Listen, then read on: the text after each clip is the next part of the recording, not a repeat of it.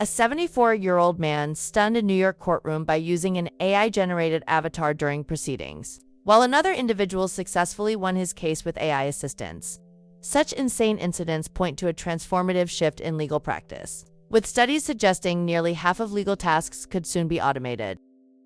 In late March 2025, a New York appeals court encountered something unprecedented when a 74-year-old man representing himself in an employment dispute presented his case using an AI-generated avatar instead of appearing personally.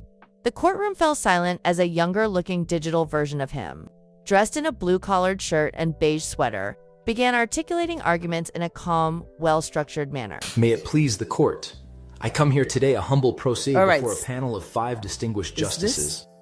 Is this, hold on. Is that counsel for the case? Oh,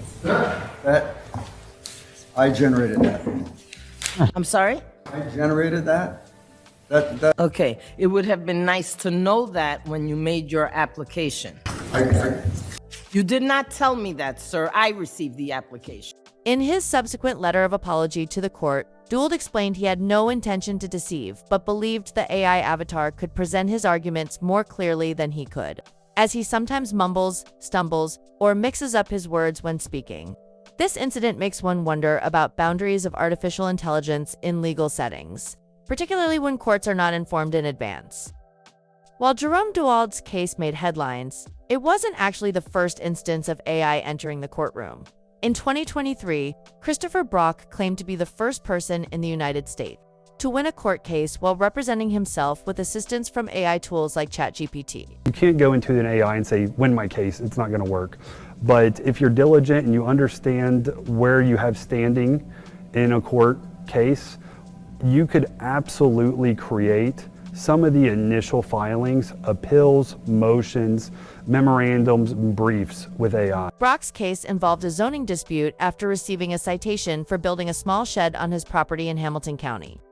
Brock identified how bureaucratic legal systems can overwhelm average citizens trying to protect their rights, which made him realize the potential value of AI assistance for those representing themselves. His success demonstrated that AI could serve as an accessible legal aid for individuals who lack formal legal training or cannot afford traditional representation. The legal industry is officially on unprecedented territory, where artificial intelligence is already making significant inroads into traditional practice areas. There has been studies on this. A 2023 Goldman Sachs report estimated that a staggering 44% of tasks within the legal sector could be automated by AI technologies. Even more telling, research from the universities of Pennsylvania, New York, and Princeton identified the legal sector as the industry most likely to be impacted by artificial intelligence advancements. Leading law firms have been preparing for this technological revolution for years.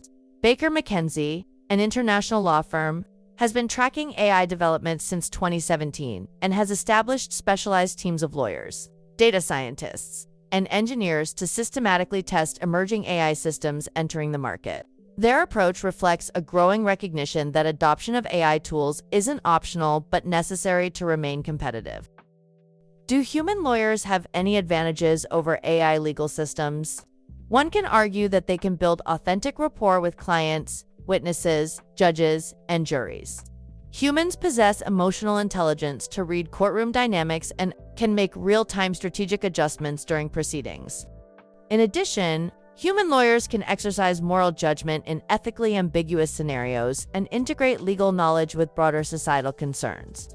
They can also be held professionally and personally accountable for their actions. Conversely, AI legal systems have their own strengths.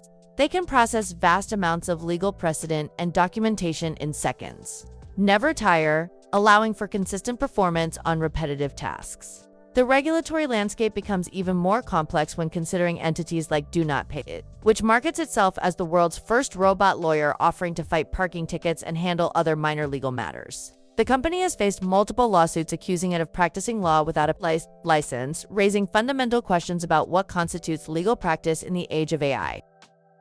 As AI continues its march into courtrooms and law offices worldwide, one thing remains certain. The legal profession that emerges from this technological revolution will look markedly different from the one we know today. The question is not whether AI will transform legal practice, but how we choose to shape that transformation.